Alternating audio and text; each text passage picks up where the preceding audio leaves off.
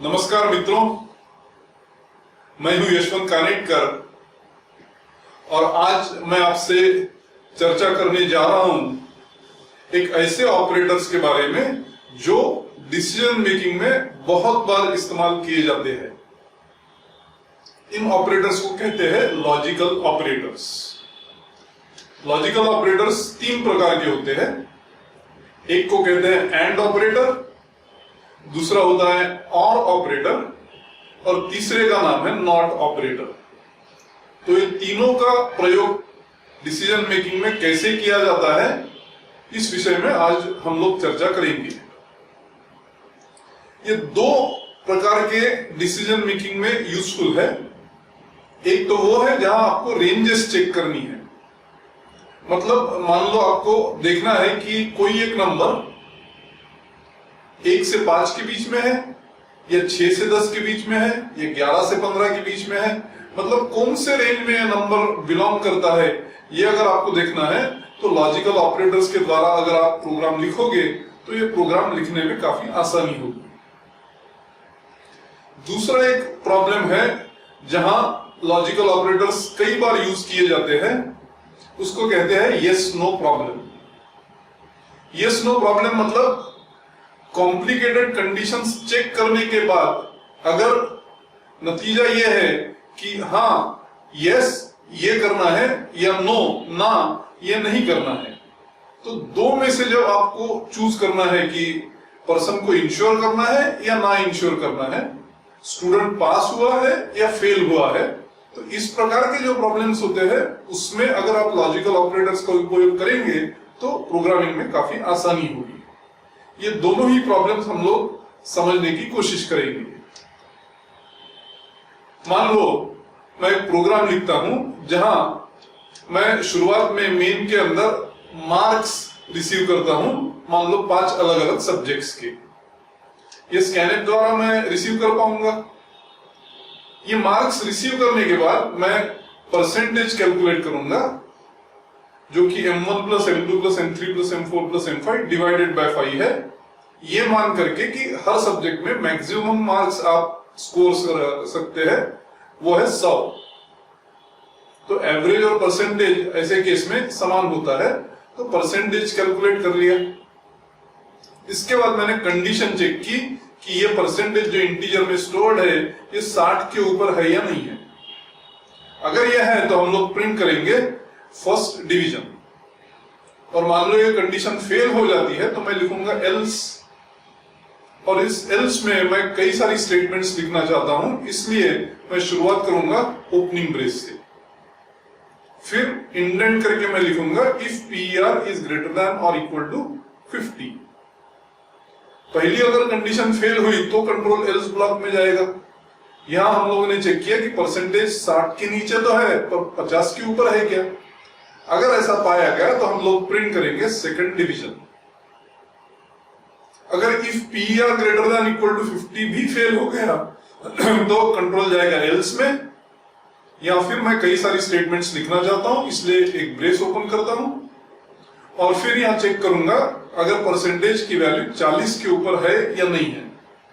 अगर यह है तो मैं प्रिंट करूंगा थर्ड डिवीजन, और ये भी कंडीशन अगर फेल हो गई तो एल्स ब्लॉक में मैं लिखूंगा प्रिंट फेल।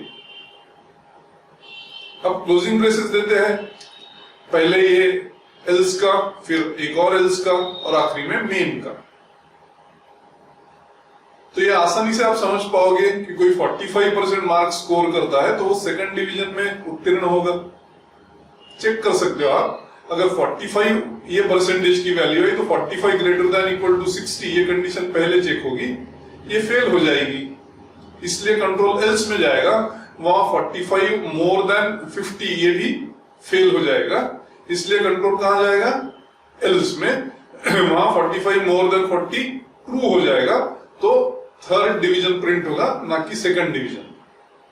सो थर्ड डिवीजन ही इस 45% को अवॉइड करना चाहिए, इसलिए जैसे हमारा एक्सपेक्टेशन है, जैसी हमारी उम्मीद है उस प्रकार थर्ड डिवीजन प्रिंट हो जाएगा। पर अगर आप सही मायने में देखो तो इस प्रोग्राम में 3 प्रॉब्लम्स है। ये वर्केबल जरूर है, काम जरूर करेगा, पर भी 3 इश्यूज इसमें इंपॉर्टेंट है। एक तो अभी ये बिल्कुल सिंपल सा सॉल्यूशन है, इसलिए आपने सिर्फ 3 इफ एल्स का प्रयोग किया है। अगर आप मान लो कोई रियल लाइफ प्रॉब्लम सॉल्व करते हो तो उसमें number of if and else काफी ज्यादा भी हो सकते हैं, तो उनका मैचिंग जो है वो एक इश्यू बन जाता है। वैसे ही मान लो आखिरी का एल्स देखेंगे आप, उसमें प्रिंट एफ फेल है, एक ही स्टेटमेंट है। अगर मैंने एक से ज्यादा स्टेटमेंट का वहां प्रयोग किया तो मुझे एक पेयर ऑफ ब्रेसेस और बढ़ाना पड़ेगा। उसी प्रकार if PR greater than equal to 40 ये अगर ट्रू है तो एक ही स्टेटमेंट है प्रिंटफ थर्ड डिवीजन। अगर वहां भी ज्यादा स्टेटमेंट्स हो तो मुझे एक और पेयर ऑफ ब्रेसेस लगेगा। मतलब मल्टीपल स्टेटमेंट्स के लिए मुझे और कई सारी पेयर ऑफ ब्रेसेस यूज करनी पड़ सकती है। तो matching of if and else ये पहला प्रॉब्लम हुआ। मैचिंग ऑफ ब्रेसेस वो दूसरा प्रॉब्लम हुआ। और आप समझ सकते हो कि यहां मैंने टैब का प्रयोग करते करते प्रोग्राम को राइट में इंडेंट किया हुआ है। अभी 3-4 ही कंडीशंस है तो इंडेंटेशन लेवल मैनेजेबल है, पर कल को कोई एक रियल लाइफ प्रॉब्लम में 20 कंडीशंस हो सकती है, तो मेरा टैब और इंडेंटेशन लेवल तो बढ़ते जाएगा। इतना बढ़ जाएगा कि प्रोग्राम पूरा राइट साइड में क्रीप हो जाएगा। और अगर ऐसा होता है तो पूरा प्रोग्राम एक साथ स्क्रीन पे दिख ही नहीं पाएगा। और पूरा प्रोग्राम जब स्क्रीन पे दिखता नहीं है और उसमें अगर मान लो कुछ गलती होती है तो गलती सुधारना तो काफी दिक्कत वाली बात हो जाएगी। इसलिए इस प्रोग्राम के बारे में हम लोगों ने सोचना चाहिए कि क्या हम इसको इंप्रूव कर सकते हैं। उत्तर है कि हाँ, बिल्कुल आप इंप्रूव कर सकते हो अगर आप लॉजिकल ऑपरेटर्स का प्रयोग करते हैं। तो देखिए कैसे इसका प्रयोग करेंगे। ये पहली 4-5 स्टेटमेंट्स तो वैसे ही रहेगी, कोई वजह नहीं कि ये चेंज हो जाए। इसके बाद पहली कंडीशन भी वैसे ही रहेगी। अगर परसेंटेज 60 के ऊपर है तो मैं फर्स्ट डिवीजन अवॉइड करूंगा। अब एल्स और इफ इनको मैच करने का एक प्रॉब्लम था, इसलिए मैं एल्स पूरी तरह से हटा देता हूं और सीधा लिखता हूं if PR greater than equal to 50 and PR less than 60।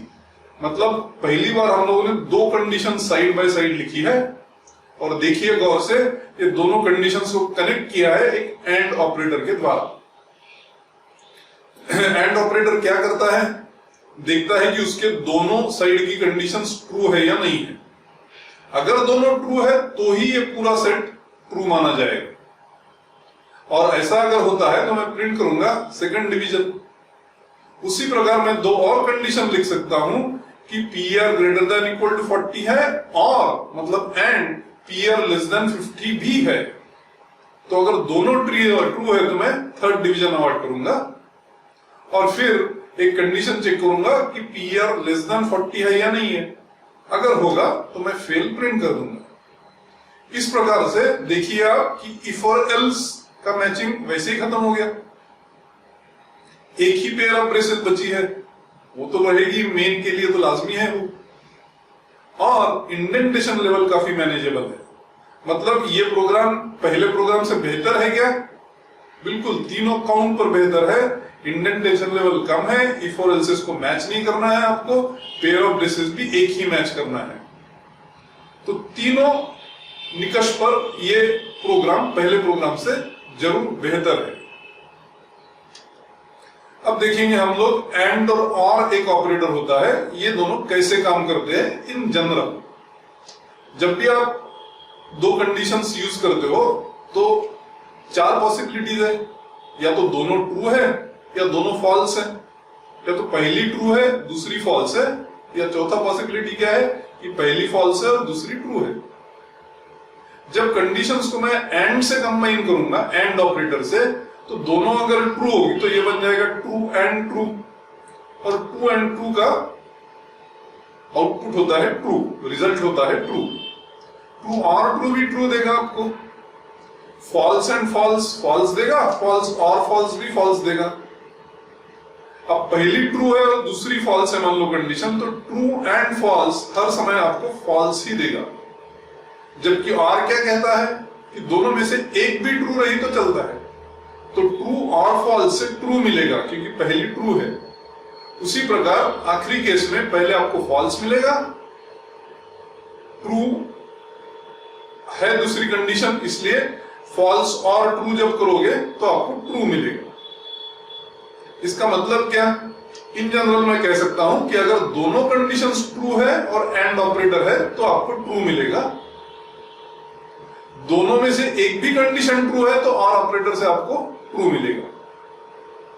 इस प्रकार अगर आप लॉजिकल ऑपरेटर्स का प्रयोग करते हो तो रेंजेस चेक करने में काफी सहूलियत हो जाती है, जैसे आप लोगों ने एक्सपीरियंस किया होगा।